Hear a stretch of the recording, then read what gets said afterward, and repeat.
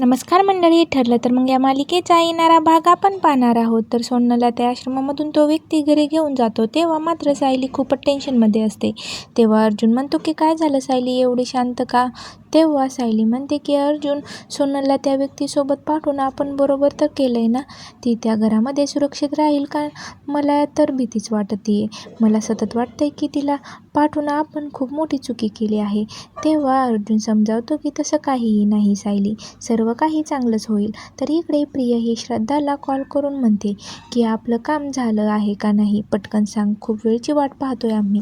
तेव्हा श्रद्धा म्हणते की काहीच टेन्शन घ्यायचं काम नाही, आपलं प्लॅन सक्सेसफुल झाला आहे आणि तोही सुरक्षितपणे.